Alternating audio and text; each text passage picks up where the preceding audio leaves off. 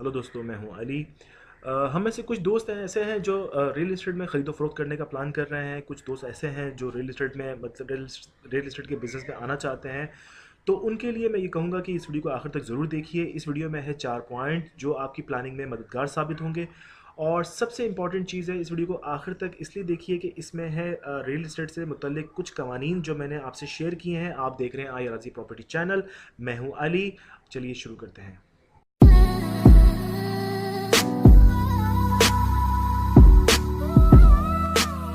किसी भी दूसरे मुल्क की तरह पाकिस्तान में रियल एस्टेट की खरीदो फरोख्त में बाज़ कवानीन की तरफ इशारा करती है, जिसमें जिसमें आपको पाकिस्तान में रियल एस्टेट ट्रांजैक्शन करने की ज़रूरत है। पाकिस्तान में रियल एस्टेट के बाइंग एंड सेलिंग के 4 अहम कवानीन हैं। पहला कानून रजिस्ट्रेशन एक्ट 1908। रजिस्ट्रेशन एक्ट 1908 एक ऐसा कानून है जिसमें असल में रियल एस्टेट की रजिस्ट्रेशन की जांच पड़ताल की गई थी। रजिस्ट्रेशन एक्ट 1908 के पास खसूसियात के रजिस्ट्रेशन के लिए तमाम ज़रूरी हदायत हैं और इनके पास तकरीबन 15 सेक्शन है। रजिस्ट्रेशन एक्ट 1908 रजिस्ट्रेशन के क़याम के बारे में तफसीलात पर मुश्तमिल है और इसकी वजाहत करता है कि कहाँ रजिस्ट्रेशन हो सकती है। दस्तावेज़ात की पेशकश करने के वक्त रजिस्ट्रेशन एक्ट 1908 में भी जिक्र किया गया है।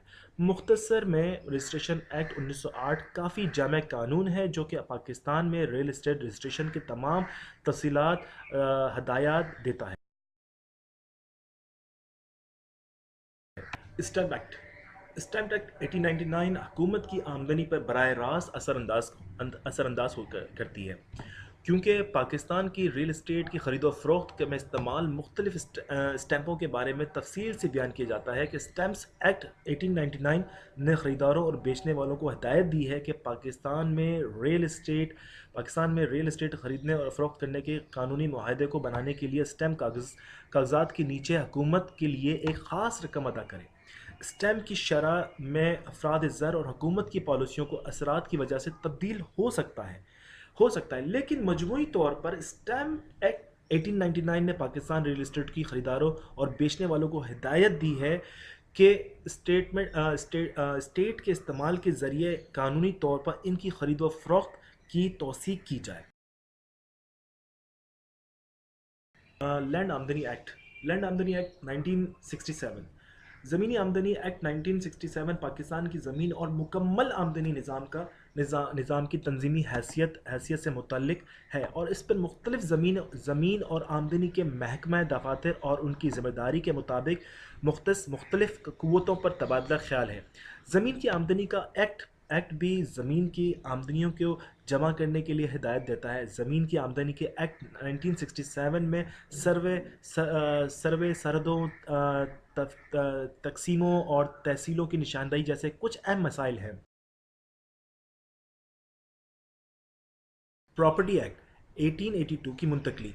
प्रॉपर्टी प्रॉपर्टी एक्ट 1882 ये बहुत ही अहम कानून है, इसे ज़रा गौर फरमाइएगा।